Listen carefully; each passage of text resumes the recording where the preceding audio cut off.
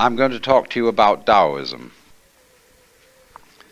which is one of the principal forms of Chinese philosophy, as it were the opposite number of Confucianism.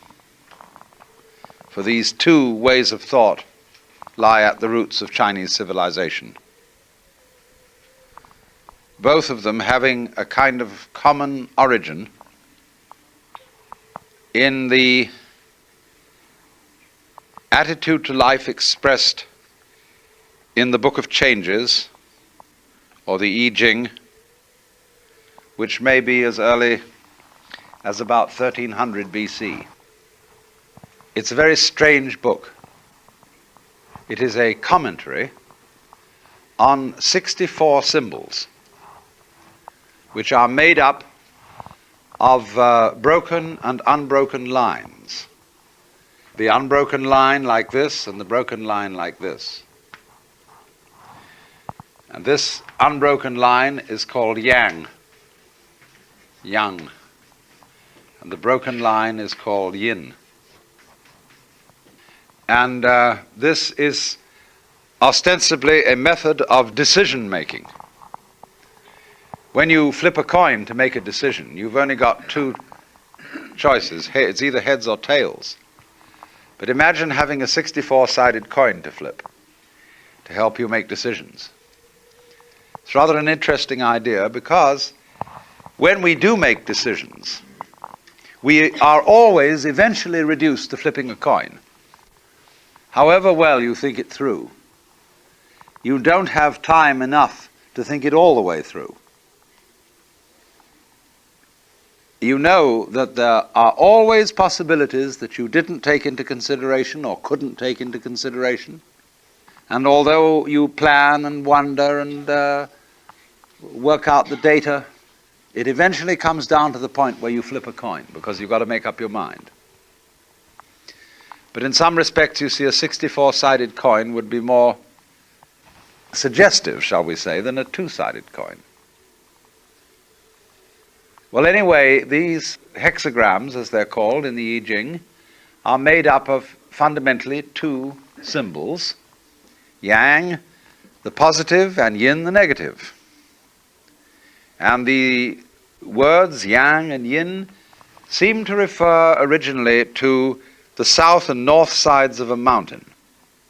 The south side is the sunny side, the north side the shady side. And note that you cannot possibly have a one-sided mountain. And therefore it's always understood that the yang and the yin are the explicit differences of an implicit unity. The poles. Yang is called male, yin is called female. And so they constitute a unity. Behind this unity is something represented by an empty circle, which is called Tai Chi, the great ultimate.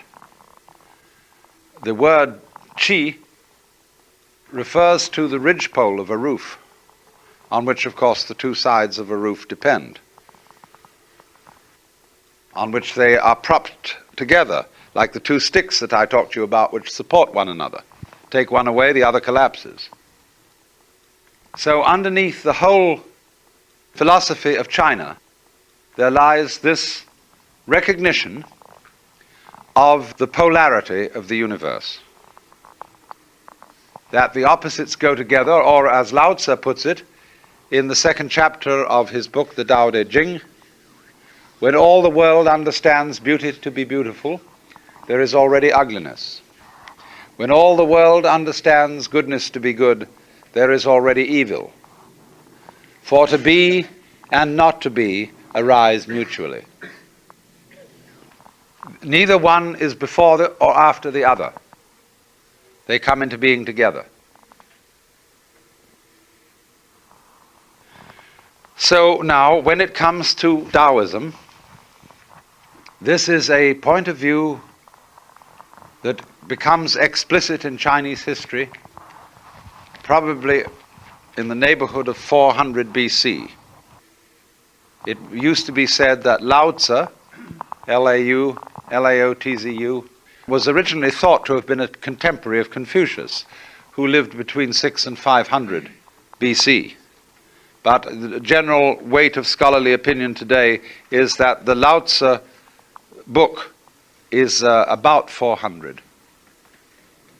And the book is called the Tao Te Ching, because again there's no apostrophe after the T, so it's pronounced de, and Jing, there is no apostrophe after the CH, so if there were it would be pronounced Ching, but it's Jing, like a J.